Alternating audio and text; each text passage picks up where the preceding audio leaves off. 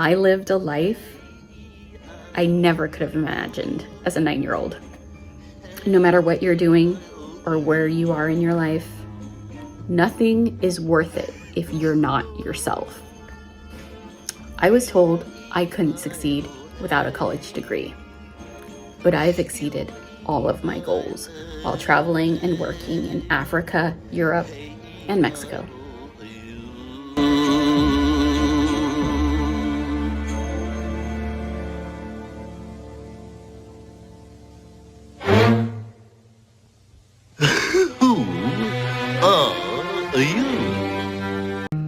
I was 20 years old, working full-time as a bank teller with some part-time jobs to help make ends meet.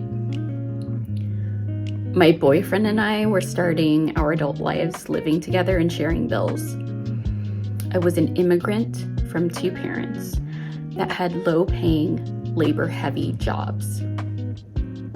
I was taught early on that the only money and opportunities I would ever have would have to be earned and created by myself.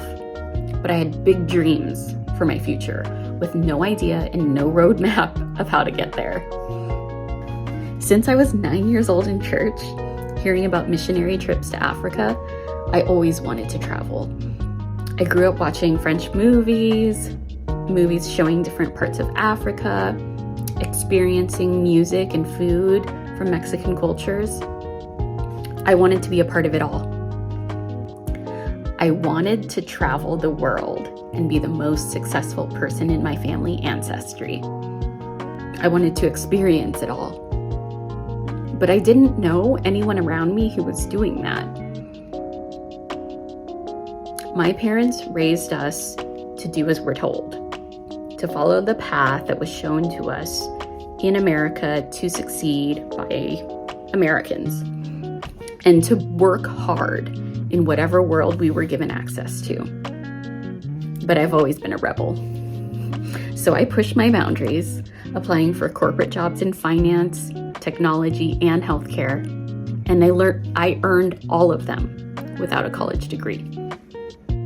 Betting on myself gave me the opportunities to live my lifelong dream of working in different countries in Africa. I lived a life I never could have imagined as a 9-year-old. I was making 6 figures before I turned 30. I worked with software development teams all over the world, creating new systems to help improve logistics. I bought my own home with no one else's help. And later, I quit everything and moved to Mexico on my own without even speaking the language. Even with accomplishments in my past, I continued to struggle with imposter syndrome in every new situation.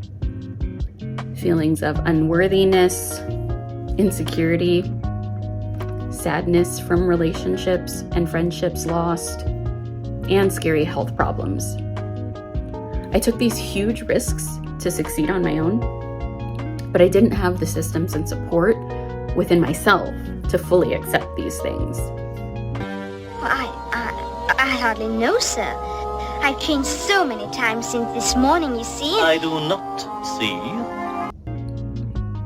I spent most of this time trying to fit into social groups, relationships, work friendships, and being a lot of what people projected onto me as successful.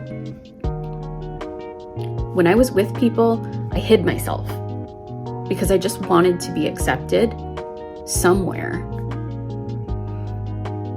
I didn't want to always fight to prove that I was worthy to be there, but I was always fighting.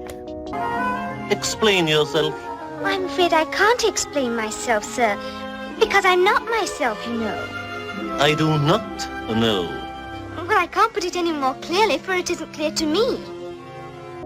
Because I was never truly myself. I was lost and suffering every day. It wasn't until I moved to Mexico that I realized the hardest work, the most beneficial work, would be the work that I would do from the inside out. No matter what you're doing or where you are in your life, nothing is worth it if you're not yourself. Who are you? Well, don't you think you ought to tell me who you are first? I wore the masks that people told me I had to wear to become successful on their terms. And I did that for so long that I lost sight of who I was. I played those roles to survive. Now I've created my role and my own definitions of success. Why? Oh dear, everything is so confusing. The strength and resolve you have to navigate this world as an unconventional person and be successful means you have the ability to do it all on your own and make your own rules. No matter what you're doing or where you are in your life, nothing is worth it if you're not yourself.